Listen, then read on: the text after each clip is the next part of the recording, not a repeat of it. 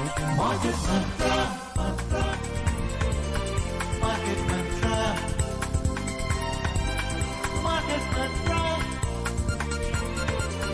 Market Mantra. Market Mantra.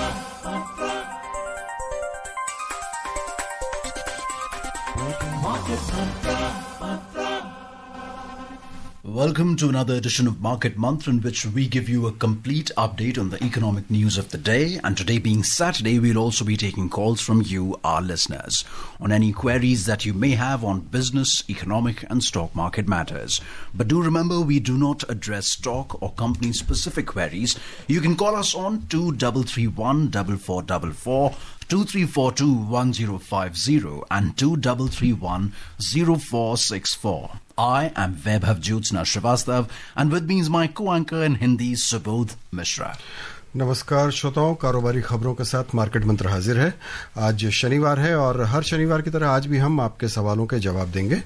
व्यापार, अर्थव्यवस्था और शेयर बाजार से जुड़े सवाल पूछने के लिए आप इन नंबरों पर फोन कर सकते हैं। 2331-4444, 2342-1050 और 2331-0464। दिल्ली से बाहर के श्रोता इससे पहले STD कोड 011 डायल करें। लेकिन याद रखें, हम किसी खास कंपनी या शेयर से जुड़े सवालों के जवाब नहीं दे पाएंगे। आज की खबरों पर चर्चा करने और श्रोताओं के सवालों के जवाब देने के लिए हमारे साथ स्टूडियो में है शेयर बाजार के एक्सपर्ट विजय भूषण। विजय जी, मार्केट मंत्र में आपका स्वागत है। धन्यवाद, बहुत बहुत। पहले हेडलाइंस के साथ हैं वैभव। First, the headlines: benchmark domestic indices post strongest weekly gain in 4 years. Sensex and Nifty surges over 4% during the week. In the forex market, rupee registers best week in over 2 years, and US stocks end in positive territory. Dow registers largest weekly gain in 2 months, while Nasdaq and S&P snap 4 week of declines. इस हफ्ते देश के share बाजारों के सूचकांकों ने पिछले 4 सालों की सबसे बड़ी साप्ताहिक बढ़त दर्ज की। सेंसेक्स और निफ्टी दोनों में 4% से ज्यादा का उछाल। इस हफ्ते विदेशी मुद्रा बाजार में रुपए ने 2 वर्षों का सबसे अच्छा साप्ताहिक प्रदर्शन किया और अमेरिकी शेयर बाजार बढ़त के साथ बंद हुए। डाउ जोन्स ने 2 महीने की सबसे बड़ी साप्ताहिक बढ़त दिखाई, जबकि नैस्डैक और S&P ने 4 हफ्ते से जारी गिरावट पर लगाम कसी।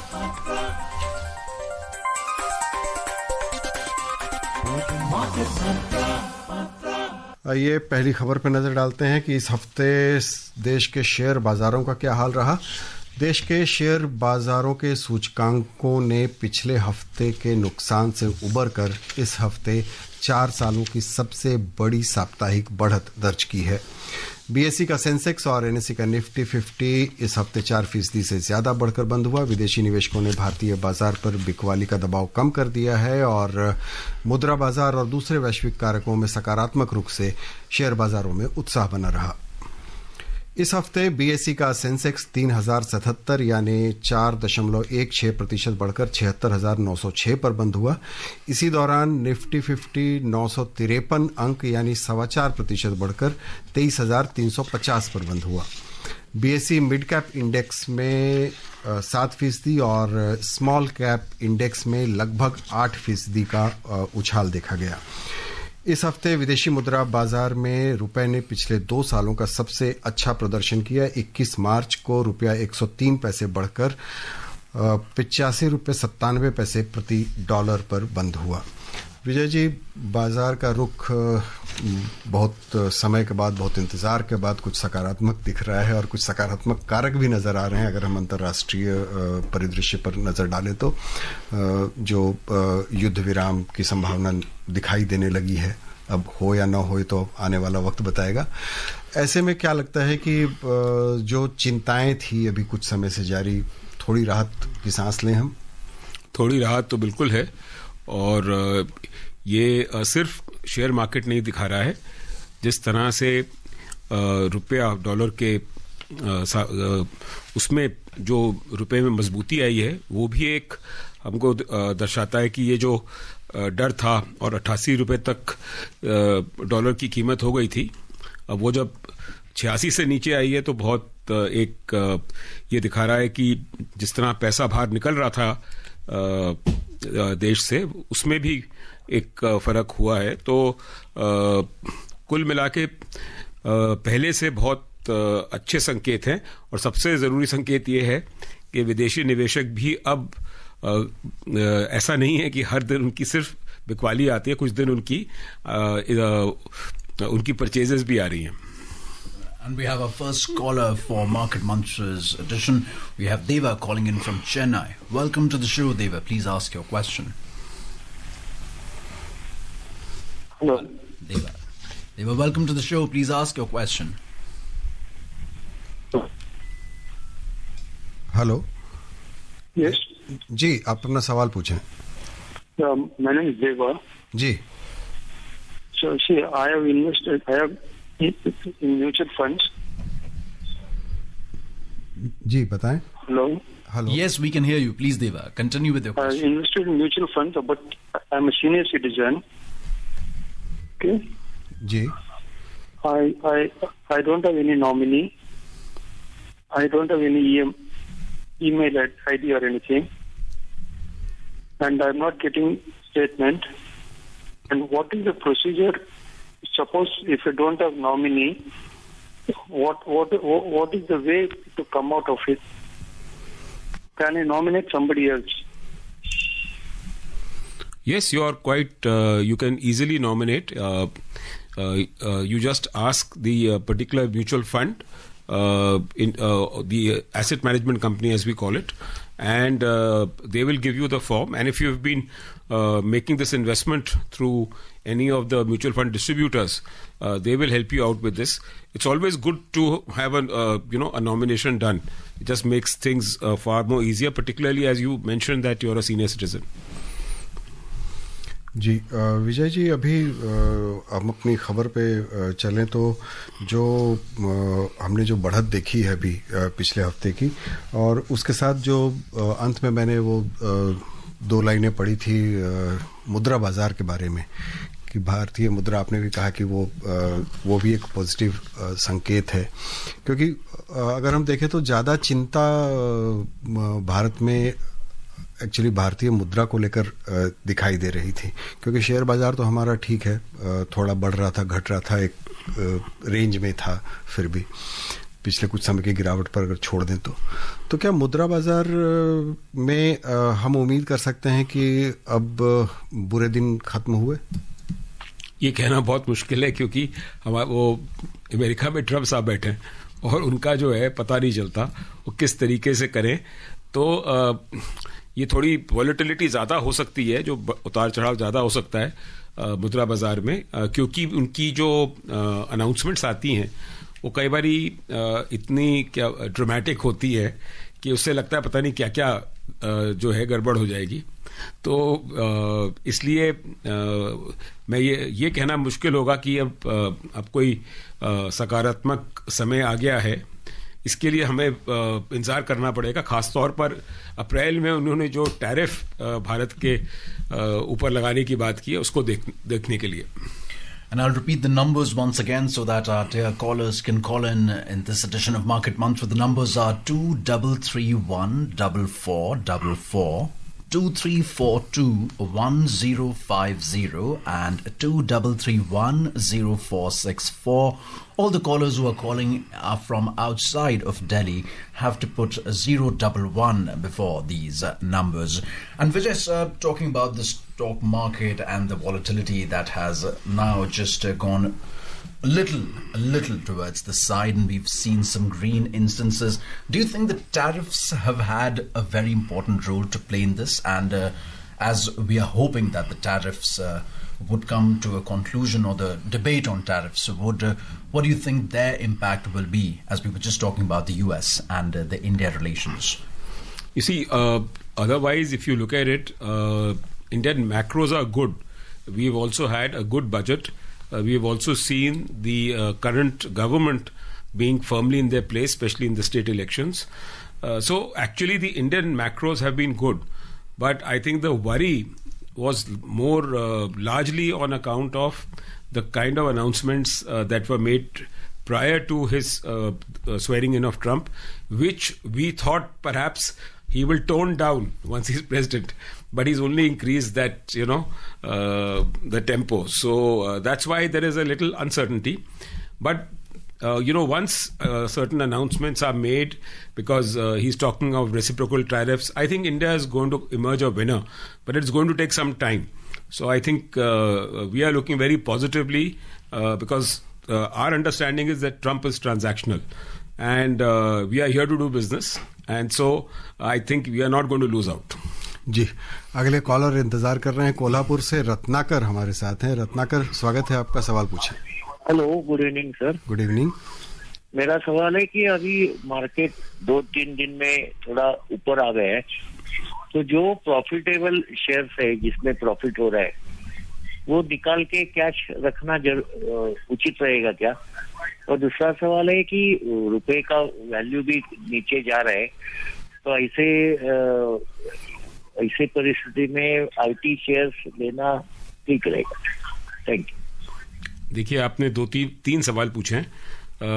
रुपए, सबसे पहले तो रुपए जो है डॉलर के कंपैरिजन में या एक्सचेंज रेट के हिसाब से उसमें मजबूती आई है। और दूसरा, आईटी सेक्टर में अभी क्योंकि एआई को लेके और ट्रंप के टैरिफ को लेके दोनों चीज़ों को देखते हुए आईटी सेक्टर से में रुझान नहीं है, उल्टा काफ़ी लोग आईटी सेक्टर से एग्जिट कर रहे हैं। तो आईटी सेक्टर तो अभी नहीं करना चाहिए। और जहाँ तक आपने प्रॉफिट के बारे में बताया, जो शेयर्स प्रॉफिट में हैं, तो आप देखिए वो कंपनीज जो है वो कैसी कर रही है। स्पेसिफिक कंपनी को देख के आप करें, क्योंकि जो रेट जो पहले आज गिर गए थे और अब बढ़ गए हैं, उसकी वजह से आपको ये निर्णय नहीं लेना चाहिए। हाँ, ये ज़रूर है कि मैं ये कहूँगा कि जो टॉप 100 कंपनीज हैं, जिसको हम लार्ज कैप कंपनीज बोलते हैं, उसमें ज़रूर अपना निवेश रखिए। उससे अगर छोटी mid cap and small cap है, वहाँ पे आप एग्जिट करने की फिर भी सोच सकते हैं। Vijayji, do you believe that this is the time that investors should just realize that this green that has come into the market has come after a period of almost 5 to 6 months, Rochi? And we believe that there's still some scope of volatility. So I think wait and hold and see would be the better policy instead of just reacting to the green signals that the market is giving. Well, I think always when there is uncertainty, you get your stocks at a cheaper level. However, currently I think the market had fallen, and it was people are talking of 4 months, 4 years we've done the best market.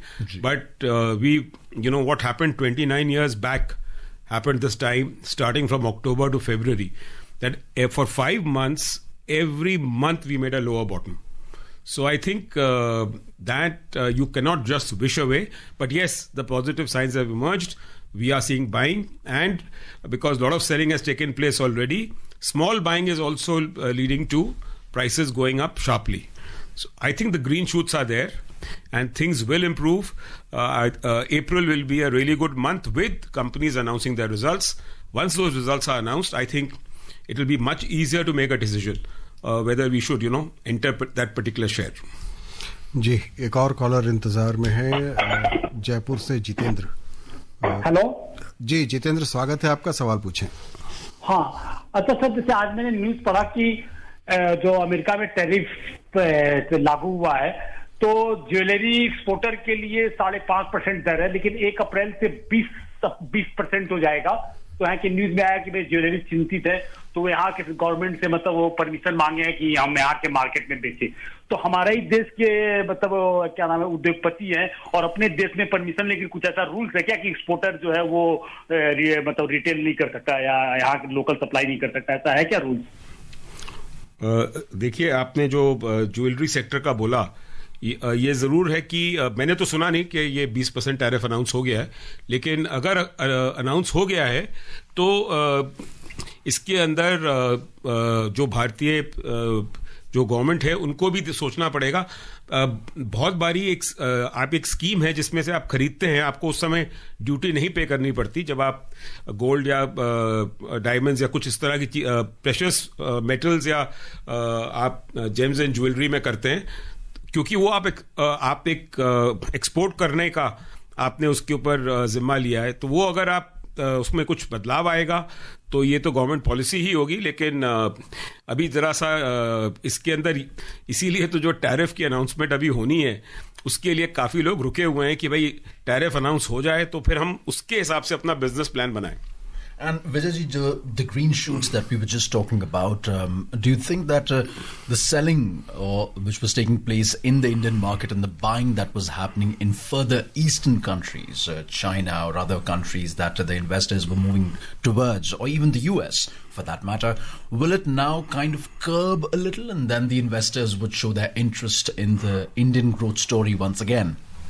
Well, I think it's a little early, but yes, I think more than the international investors, I think domestic investors had also, become little jittery, and that is why you find that when there is a little buying that comes in of FIIs, there is a good follow-up buying by the the Indian retail and HNI investors. So I think this is a matter where the confidence has been shaken, and we are still trying to restore the confidence back.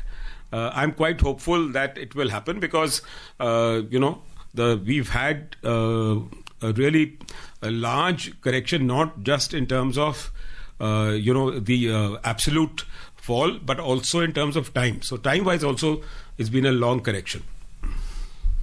जी, अगले collar इंतजार में है. गौरव गाजियाबाद से, स्वागत है आपका, सवाल पूछिए. सर नमस्ते, मार्केट मंत्रा टीम. सर इस माहौल में अभी सब लग रहा है कि वापस स्प्रिंग बैक एक्शन आने वाला है, तो कौन से सेक्टर को आप तवज्जो देना चाहिए? क्या कैपेक्स में, या फिर बैंकिंग में, या फिर और कौन सा सेक्टर है कंजम्पशन वाला? इसमें थोड़ा सा बताइए, क्या जल्दी स्प्रिंग बैक और अच्छा स्प्रिंग बैक एक्शन आएगा? देखिए, आपको जैसा मैंने पहले भी कहा था कि ये जो हमारे लार्ज कैप शेयर्स हैं वहाँ पे आपका रुझान रहना चाहिए, और उसमें जो बैंकिंग एंड फाइनेंशियल सर्विसेज, आपने बिल्कुल सही कहा, वो एक सेक्टर है जो आप देख सकते हैं. इंफ्रास्ट्रक्चर दूसरा सेक्टर है, और तीसरा हेल्थ केयर. फार्मा से, मतलब फार्मा को हेल्थ केयर में मत करिएगा, मैं हेल्थ केयर जो डोमेस्टिक जिनका मेन एक्सपोजर है, मतलब हॉस्पिटल हो गए, आपके जितने भी डायग्नोस्टिक सेंटर्स हो गए, इनकी कंपनीज की तरफ मैं संकेत कर रहा हूँ. जी, आप अभी सेक्टर्स की बात कर रहे थे, आपने आगाह किया था आईटी सेक्टर के बारे में अभी एक कॉलर को, तो हम अगर देखें अभी आने वाले कुछ समय के लिए, तो हमें किन सेक्टर्स से थोड़ी दूरी बनाए रखनी चाहिए और किन सेक्टर्स पर हम थोड़े मेहरबान हो सकते हैं? जो सेक्टर्स अच्छे लगते हो तो मैंने बोल ही दिए, लेकिन अभी जो लग रहा है, टेक्सटाइल्स एक ऐसा सेक्टर है जहाँ पे जो कंपनीज खासतौर पे जो एक्सपोर्ट कर रही हैं, उनको जरा उन क्षेत्रों, उन कंपनियों से में निवेश नहीं करना चाहिए, फ्रेश निवेश. और फार्मा कंपनीज भी, क्योंकि इंडिया का बहुत बड़ा एक्सपोर्ट है, वो उसमें असर थोड़ा हो सकता है. लॉन्ग टर्म हम लोगों को नहीं लगता होगा, लेकिन शॉर्ट टर्म में असर हो सकता है, क्योंकि जब टैरिफ बढ़ेंगे तो उनके लिए भी बढ़ेंगे. तो ये मेजर सेक्टर्स हैं. बाकी जैसे ने जेम्स एंड ज्वेलरी की बात की, जो स्पेसिफिक चीज़ें हैं, ये इसके ऊपर भी थोड़ा सा फर्क पड़ेगा. तभी हम ये जो एक बारी टैरिफ अनाउंस हो जाए तो पता चल जाए कि किस सेक्टर्स में इसका असर आ रहा है. तो एक बारी वो हो जाएगा तो उसकी डिस्काउंटिंग मार्केट में हो जाएगी, फिर लोगों को पता है कि बाकी सेक्टर्स तो अब टैरिफ की गिरफ्त में नहीं आ रहे. Absolutely. And we have our next caller from Kolkata. We have Atanu Saha. Atanu, welcome to the show. Please ask your question. Good evening, sir. Good evening to everybody. I'm calling from Kolkata, sir. Yes, sir. My question for the day is that investing in share market or participating in share market, is it a complete uncertain, or it is a complete play, PLYE play, or is it is behind it a full of knowledge? Your experience or your information. Thank you, sir.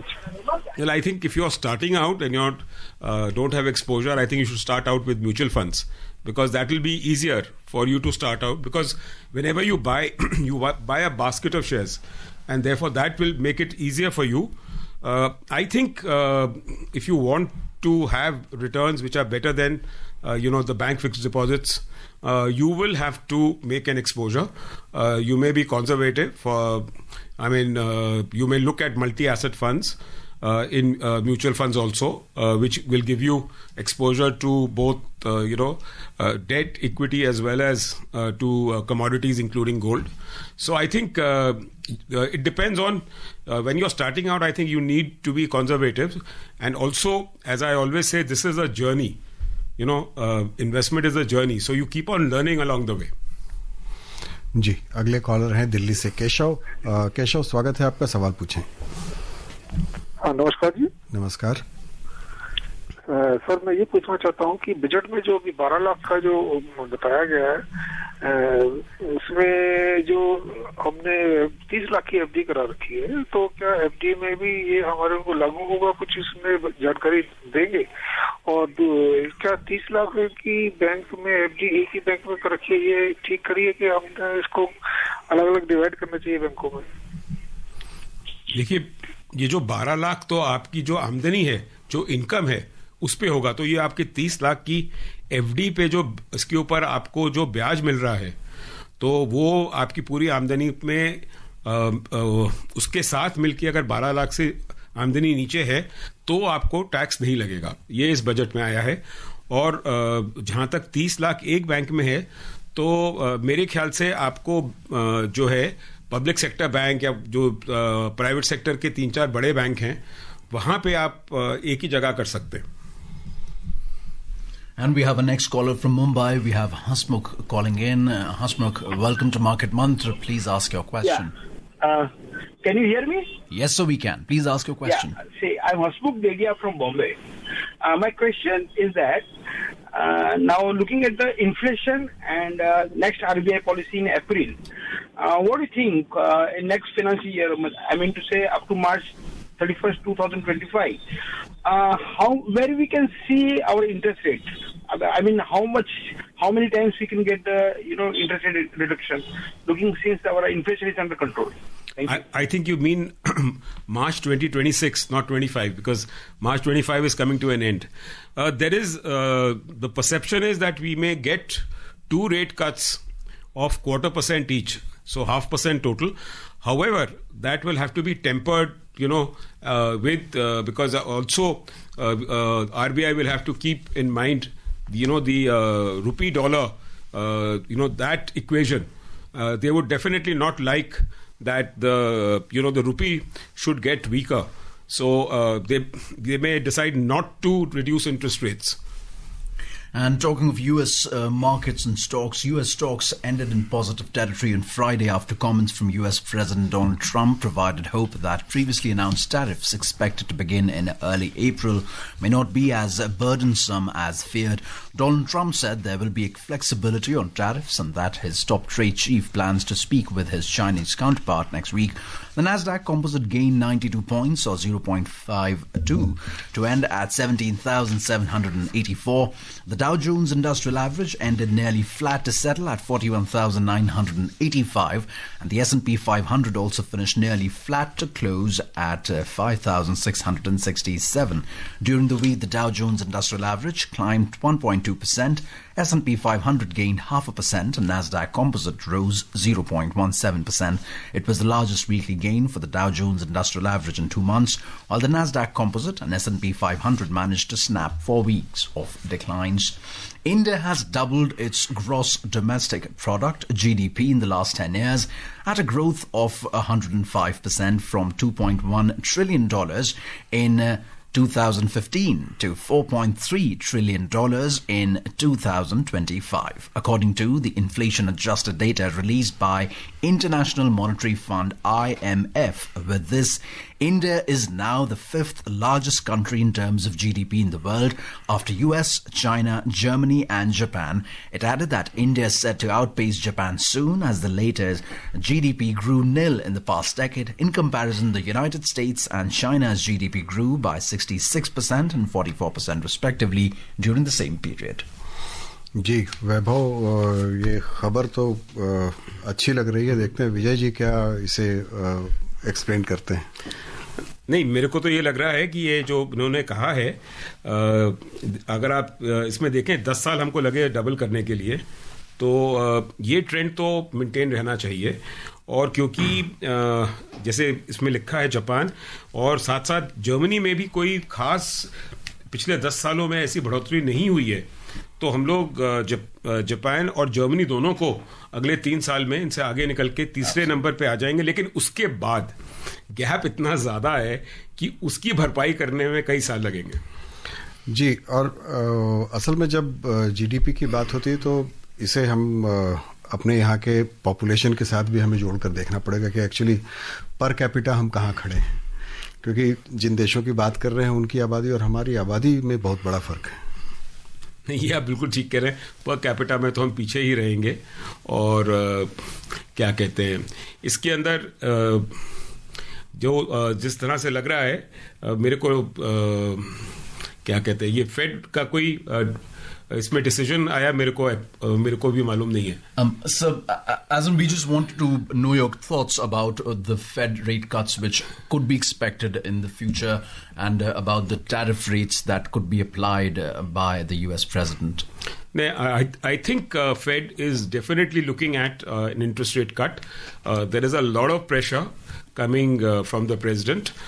He is very keen that businesses should thrive, and therefore they are, I think the Fed chairman is under enormous pressure, so more than likely he will bring down the interest rates. एक और collar इंतजार कर रहे हैं दिल्ली से, योगेश, स्वागत है आपका, सवाल पूछें।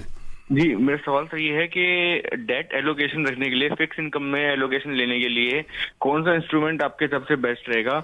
डेट फंड्स में लिया जाए या पीपीएफ में लिया जाए? क्योंकि पीपीएफ में फ्लेक्सिबिलिटी नहीं हो पाती, अगर हमने रीबैलेंसिंग करनी हो तो कुछ दिक्कत आती है, तो क्या सही रहेगा? आपने अपने जो सवाल पूछा है उसका खुद ही आपने जवाब दे दिया। अगर आपको रीबैलेंसिंग करनी है तो ऐसा इंस्ट्रूमेंट लेना पड़ेगा जो रीबैलेंसिंग अलाउ करता है। मतलब उन्हें डेट फंड, बाकी डेट में म्यूचुअल फंड्स में कुछ ऐसे फंड जरूर आए हैं जहां पे मेजॉरिटी जो आपका पैसा है वो डेट में लगता है, और उसमें आपको 2 साल के बाद इनकम टैक्स में भी वो लॉन्ग टर्म हो जाता है, तो उससे आपको टैक्स में भी बचत होती है, तो आप उस तरफ भी अपनी निगाह कर सकते हैं। And we have another story with us. The Maharashtra government held a discussion with the German delegation from the Economic and Political Department of Baden-Württemberg on employment opportunities and skill deployment in Mumbai yesterday. The meeting focused on Germany's industrial workforce needs and Maharashtra's role in supplying skilled manpower. During the virtual talks, Maharashtra's Skill Development Minister Mangal Prabhat Lodha emphasized the potential of state's youth and the importance of proper training to help them achieve their career goals. जी, देश में अभी अगर देखें विजय जी, तो हम कहीं पर जो हमारे विकास के पॉकेट्स हैं अभी, इसके अलावा और क्या क्या करने की संभावना मौजूद है जिन पर तत्काल कदम उठाए जाने चाहिए आपकी राय में? नहीं, मेरे को तो लगता है कि ये जो ईज ऑफ डूइंग बिजनेस है इस पे जोर देना बहुत जरूरी है। कुछ गवर्नमेंट में भी लोग कहते हैं कि अगर कोई भारत में बिजनेस कर सकता है तो दुनिया में कहीं भी कर सकता है, क्योंकि देखिए, आपको अगर बढ़ावा देना है लोगों को आगे आने के लिए, लोगों के पास यहाँ पे एंटरप्रेन्योर्स हैं, बट आप उनको बढ़ावा दीजिए, उनके लिए उस तरह की एक एनवायरनमेंट क्रिएट करिए जहाँ पे वो कुछ कर सके, तो ये सबसे ज़रूरी है मेरे ख्याल से। जी, विजय जी, कार्यक्रम में आने और महत्वपूर्ण चर्चा के लिए बहुत बहुत धन्यवाद। धन्यवाद। And before we close, a reminder of the headlines. Benchmark domestic indices post strongest weekly gain in 4 years. Sensex and Nifty surges over 4% during the week. In the forex market, rupee registers best week in over 2 years. And US stocks end in positive territory. Dow registers largest weekly gain in 2 months, while Nasdaq and S&P snap 4 weeks of declines. And that's it in this edition of Market Mantra. Namaskar. Namaskar.